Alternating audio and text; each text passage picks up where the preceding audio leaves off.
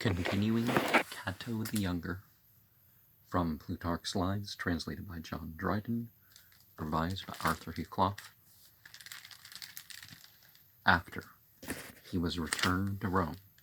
he spent his time, for the most part, either at home in conversation with Athenodorus, or at the Forum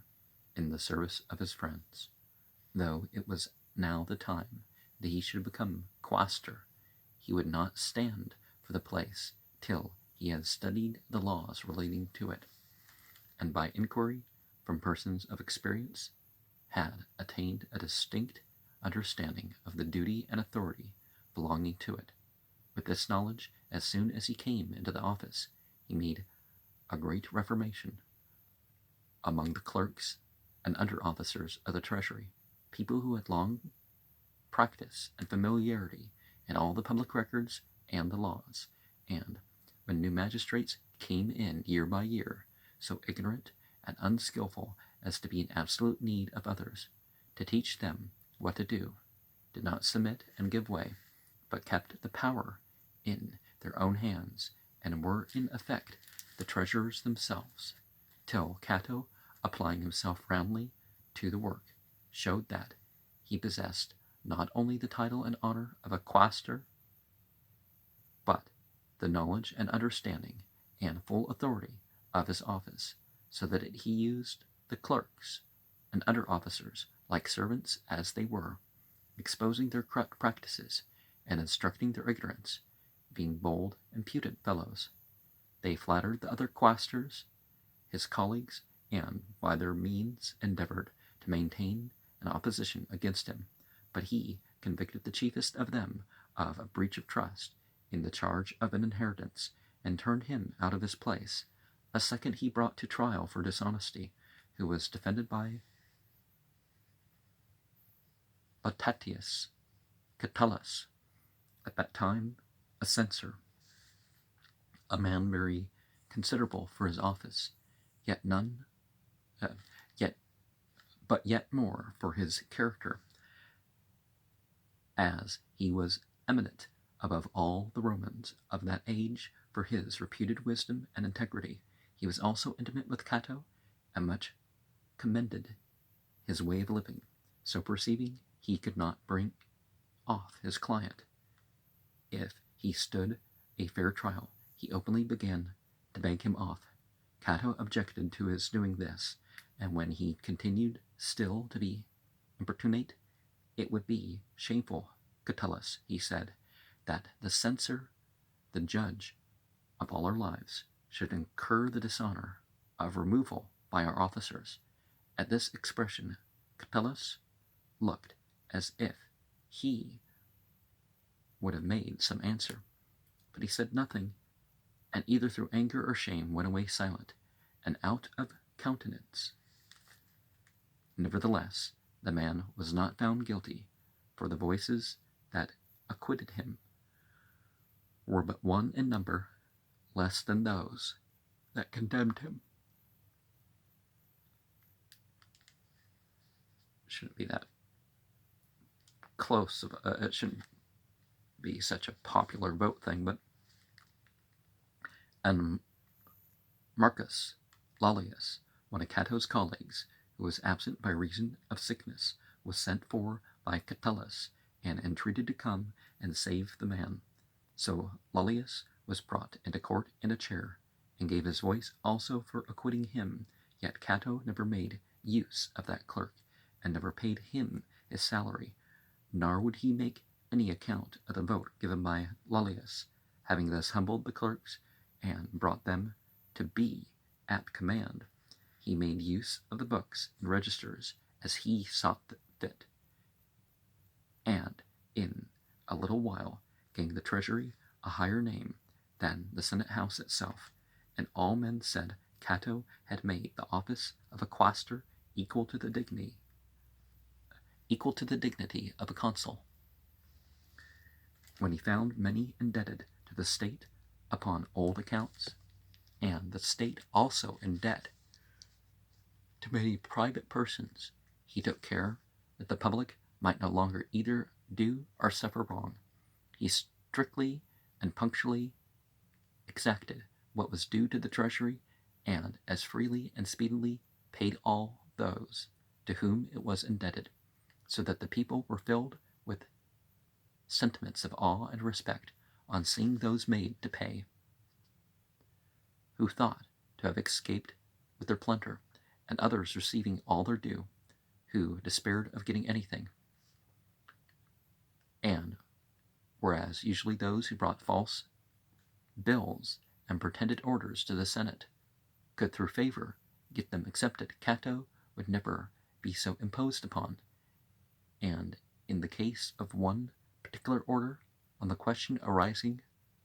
whether it had passed Senate, he would not believe a great many witnesses that attested it, nor would admit of it, till the consuls came and affirmed it upon oath. Now, this country, the only reason, if it wasn't for the interest payments, if it wasn't for the direct and indirect welfare for the rich, mainly through corporations and through real welfare programs for people who are working for a living, but the companies aren't paying them like they could and should, that we wouldn't have a national debt. Even in the middle of war and all that stuff, we wouldn't have a national debt. We wouldn't be cutting programs for roads and all sorts of stuff. And, false bills and stuff like that, senators and stuff like that raising their salaries. I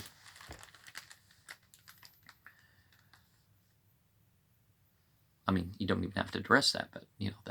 that's an issue too. There were, at that time,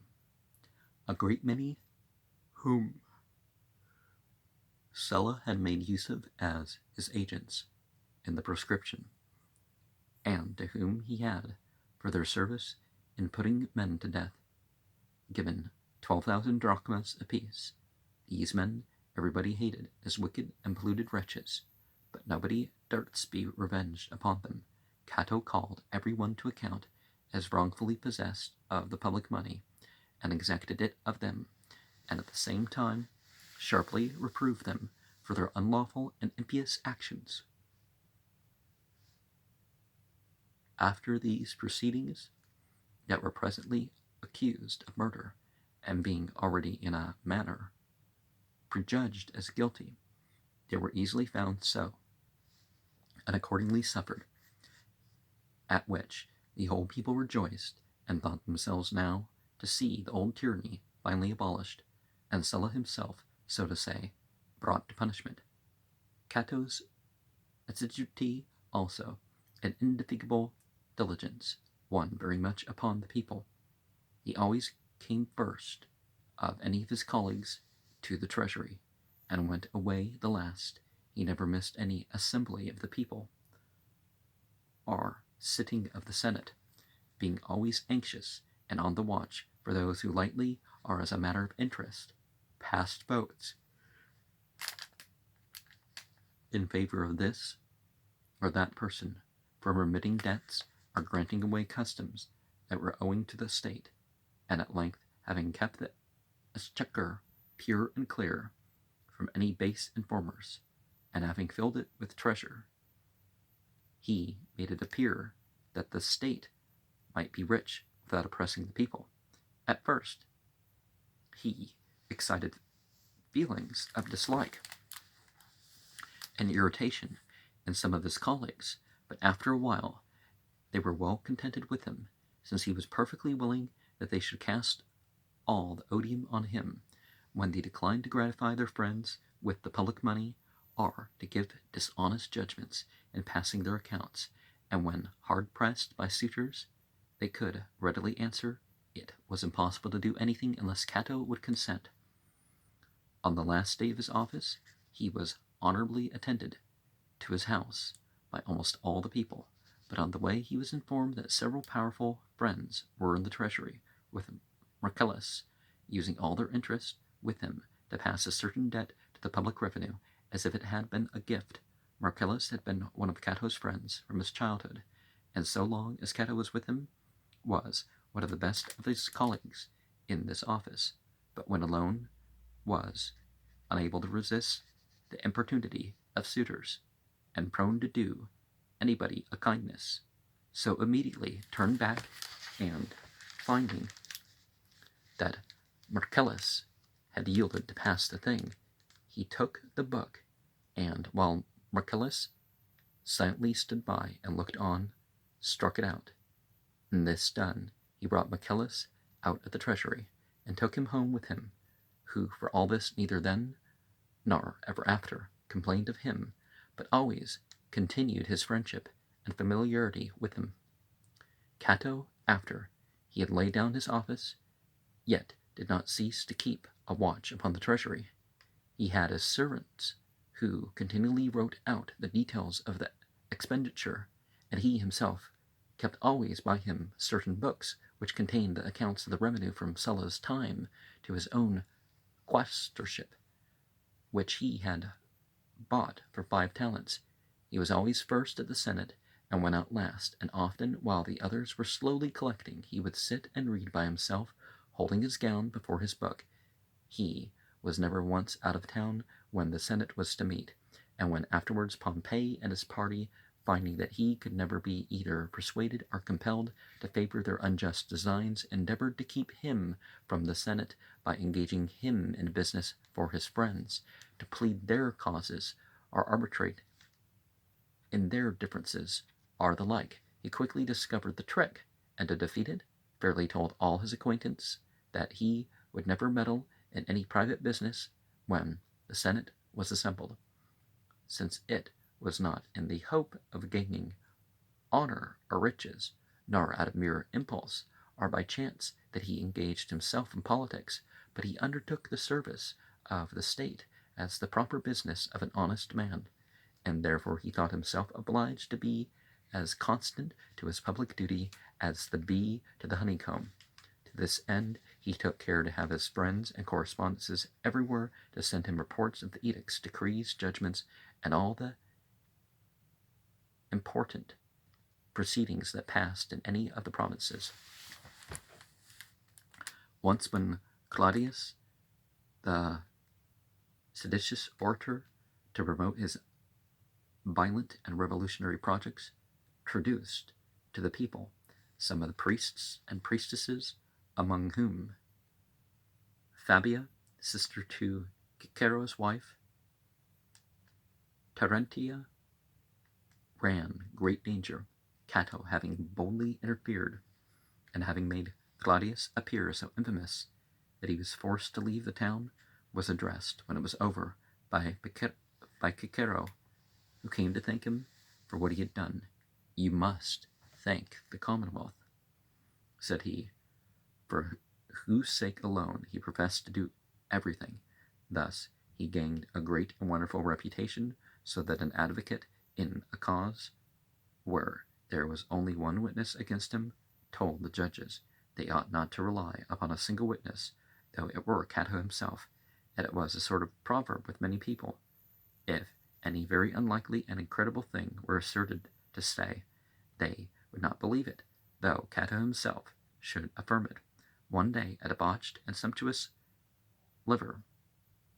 talking to the Senate about frugality and temperance, Annaeus, standing up, cried, "Who can endure this, sir,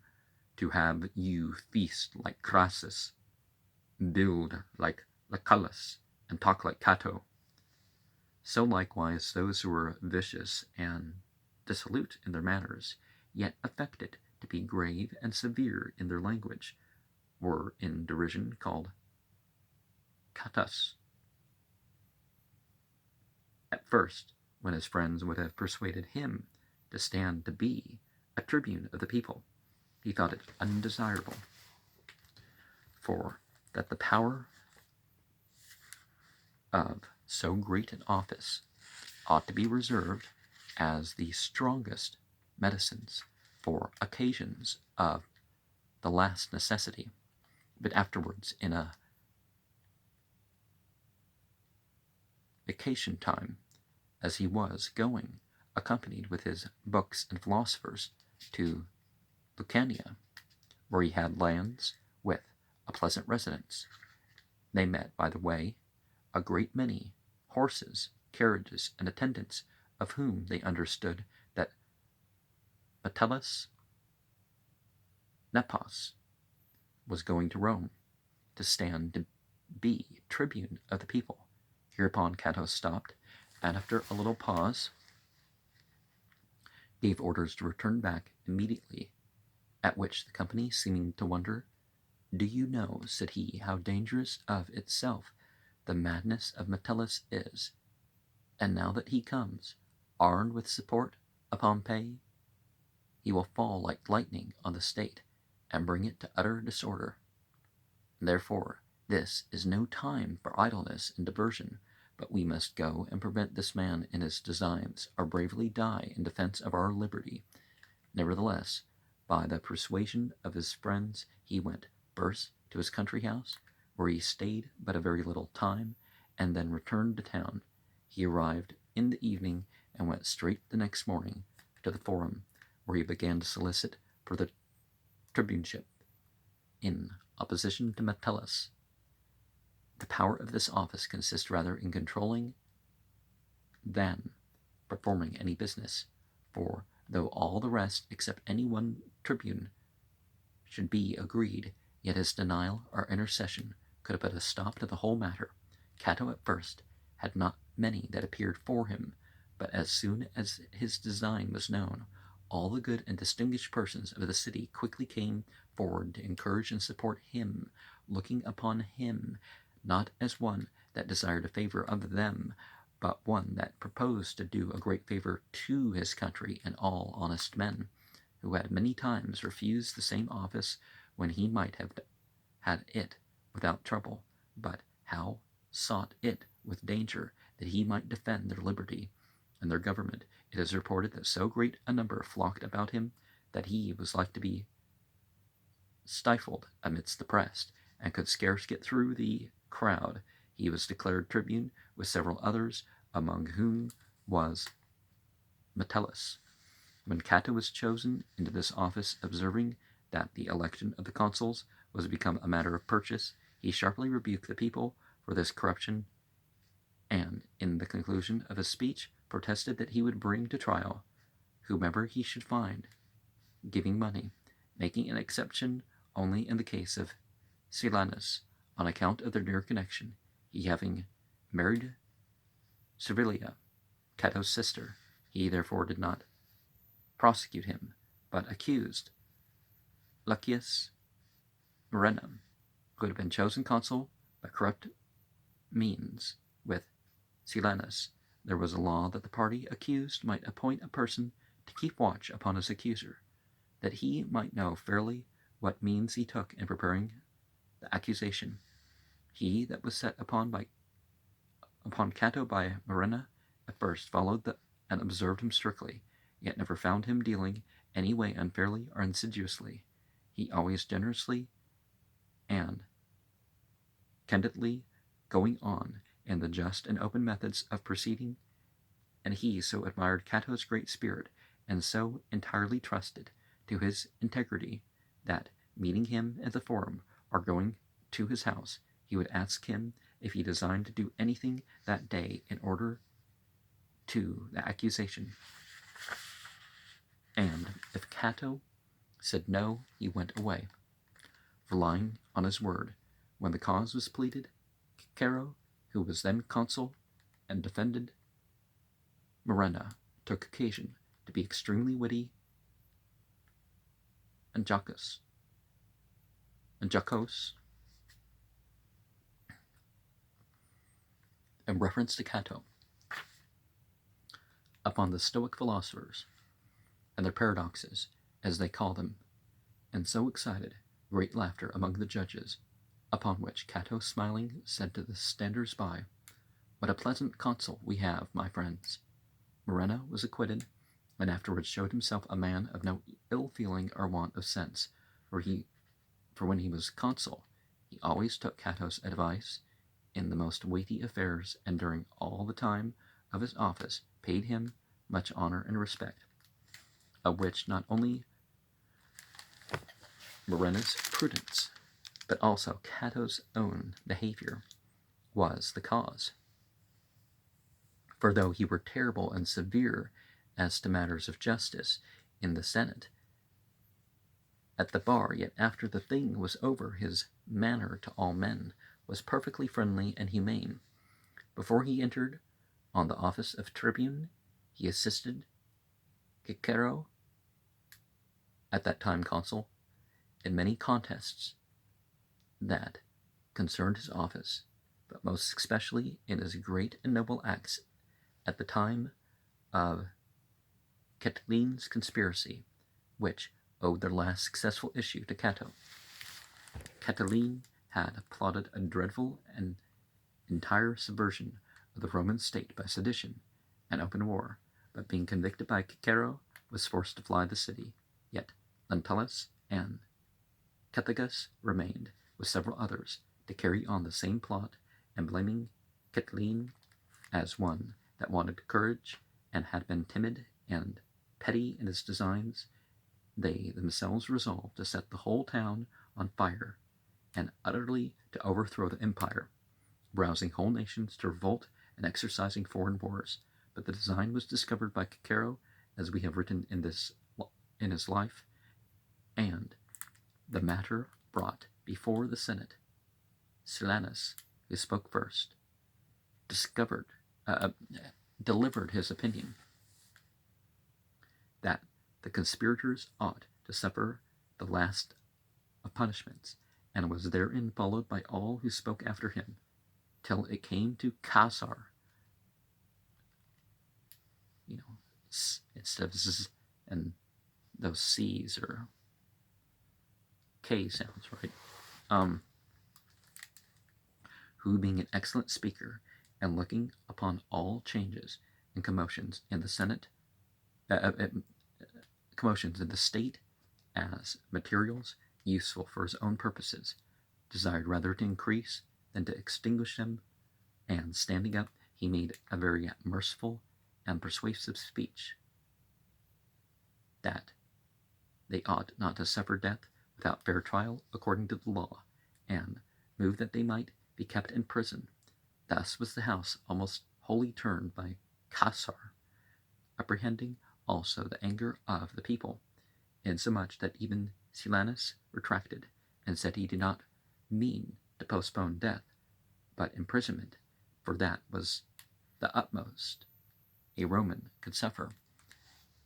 And in Greek you have Caesar,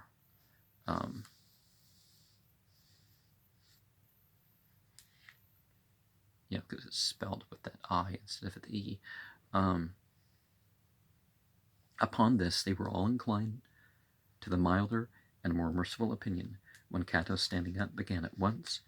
with great passion and vehemence, to reproach Silanus for his change of opinion, and to attack Caesar, who would, he said, ruin the commonwealth by soft words and popular speeches, and was endeavoring to frighten the Senate, when he himself ought to fear and be thankful if he escaped unpunished or unsuspected, who thus openly and boldly dared to protect the enemies of the state, and, while finding no compassion for his own native country, brought, with all its glories, so near to utter ruin, could yet be full of pity for those men who had better never have been born, and whose death must deliver the commonwealth from bloodshed and destruction. This only of all Cato's speeches, it is said, was preserved, for Cicero, the consul, had disposed in various parts of the Senate house several of the most expert and rapid writers, whom he had taught to make figures compromising numerous words in a few short strokes, as up to that time they had not used those we call shorthand writers, who then, as it is said, established the first example of the art. Thus Cato carried it, and so turned the house again, that it was decreed the conspirators should be put to death, not to omit any small matters that may serve to show Cato's temper, and add something to the portraiture of his mind. It is reported that while Caesar and he were in the very heat, and the whole Senate regarding them too, a little note was brought into Caesar, which Cato declared to be suspicious, and urging that some seditious act was going on, bade the letter be read, upon which Caesar handed the paper to Cato, who, discovering it to be a love letter from his sister Servilia to Caesar, by whom she had been corrupted, threw it to him again, saying, "Take it, drunkard," and went on with his discourse. And indeed it seems Cato had but ill fortune in women, for this lady was ill spoken of for her familiarity with Caesar, and the other, Servilia, Cato's sister, also was yet more ill conducted, for being married to Lucullus, one of the greatest men in Rome, and having brought him a son, she was afterwards divorced for incontinency. But what was worst of all, Cato's own wife, Attilia, was not free from the same fault, and after she had borne him 2 children, he was forced to put her away for her misconduct. After that, he married Marcia, the daughter of Philippus, a woman of good reputation, who has occasioned much discourse, and the life of Cato, like a dramatic piece, has this one scene or passage full of perplexity and doubtful meaning. Well, if you marry somebody for character in the first place, those initial years, that status and love of the body and all that stuff is going to get you, you can get past that. And of course, a couple years for every child, right? That she bears you, but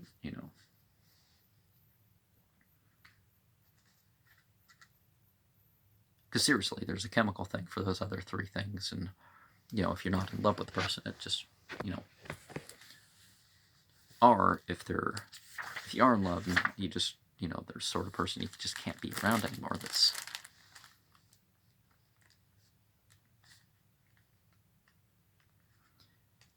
It is thus related by Thrasea, who refers to the authority of Manatius,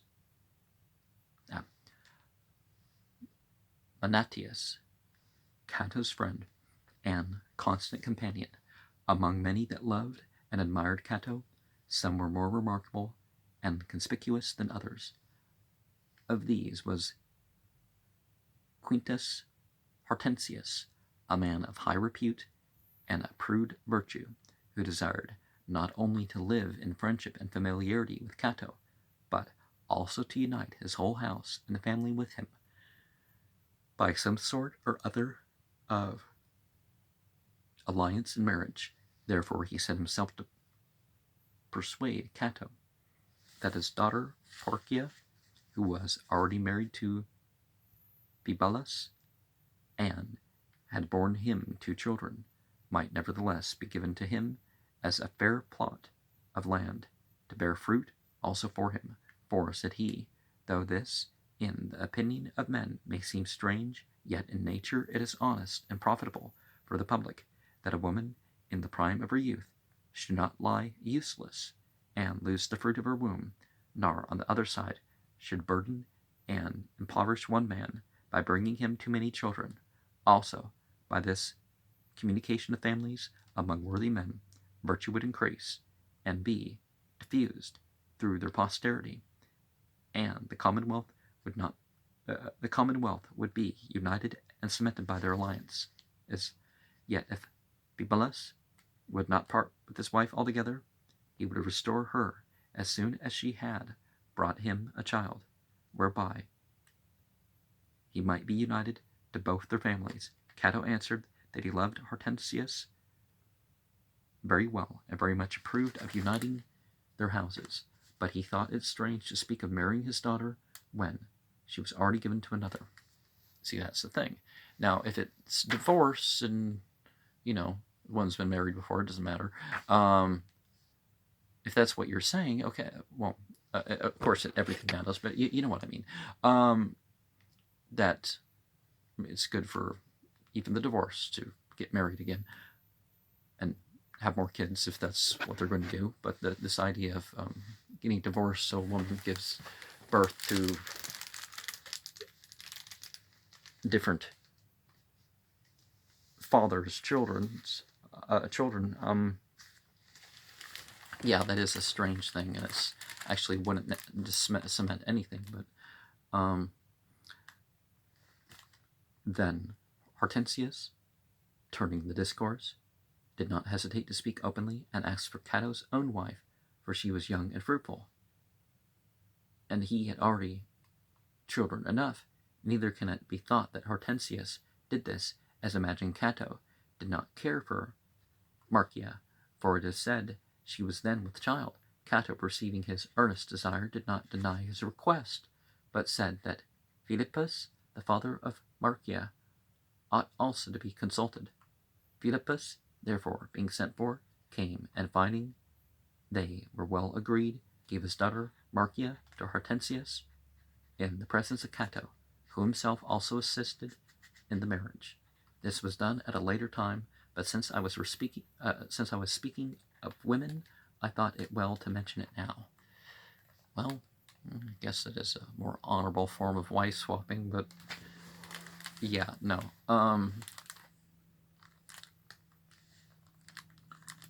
That just doesn't sound right. Lentulus and the rest of the conspirators were put to death, but Caesar, finding so much insinuated and charged against him in the Senate, betook himself to the people and proceeded to stir up the most corrupt and dissolute elements of the state to form a party in his support. Cato, apprehensive of what might ensue, persuaded the Senate to win over the poor and unproved for multitude by a distribution of corn, kernels. Was it barley? What type of grain was the common one? Spelt. The annual charge of which amounted to 1,250 talents. This act of humanity and kindness unquestionably dissipated the present danger, but Metellus, coming into his office of tribune, began to hold tumultuous assemblies, and had prepared a decree that Pompey the Great should presently called into Italy with all his forces to preserve the city from danger of Catiline's conspiracy. This was the fair pretense, but the true design was to deliver all into the hands of Pompey, and to give him an absolute power. Now, don't we have example earlier that so their annual production, or acquirement of silver and gold or something, even gold, ended up being, it wasn't every year that was gold, but, ended up being more than their acquiring grain, which is obviously a serious problem with the priorities of the state. Upon this, the Senate was assembled, and Cato did not fall sharply upon Metellus, as he often did, but urged his advice in the most reasonable and moderate tone. At last he descended even to entreaty, and extolled the house of Metellus as having always taken part with the nobility. At this, Metellus grew the more insolent, at despising Cato, as if he yielded, and were afraid, let himself proceed to the most audacious menaces, openly threatening to do whatever he pleased in spite of the Senate. Upon this Cato changed his countenance, his voice, and his language, and after many sharp expressions boldly concluded that while he lived, Pompey should never come armed into the city. The Senate thought them both extravagant and not well in their safe senses, for the design of Metellus seemed to be more rage and frenzy out of excess of mischief, bringing all things to ruin and confusion, and Cato's virtue looked like a kind of ecstasy of contention in the cause of what was good and just. But when the day came for the people to give their voices for the passing of this decree, and Metellus beforehand occupied the forum with armed men, strangers, gladiators, and slaves, those that in hopes of change followed Pompey were known to be no small part of the people, and besides they had great assistance from Caesar, who was then praetor, And though the best and chiefest men of the city were no less offended at the proceedings than Cato, they seemed rather likely to suffer with him than able to assist him. In the meantime, Cato's whole family were in extreme fear and apprehension for him. Some of his friends neither ate nor slept all the night, passing the whole time in debating and perplexity. His wife and sisters also bewailed and lamented him, but he himself, void of all fear and full of assurance, comforted and encouraged them by his own words and conversation with them. After supper he went to rest at his usual hour, and was the next day waked out of a profound sleep by Menecius Thermus, one of his colleagues. So soon as he was up, they two went together in the forum, accompanied by very few, but met by a great many, who bade them have a care of themselves. Cato, therefore, when he saw the temple of Castor and Pollux encompassed with armed men,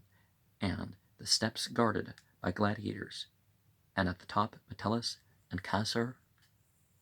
seated together, turning to his friends, "Behold," said he, "this audacious coward who has levied a regiment of soldiers against one unarmed naked man." So that he went on with Thermus. Those who kept the passages gave way to these two only, and would not let anybody else pass. Yet Cato, taking Menatius by the hand, with much difficulty pulled him through along with him. Then, going directly to Metellus and Castor, he set himself down between them to prevent their talking to one another, at which they were both amazed and confounded, and those of the honest party, observing the countenance and admiring the high spirit and boldness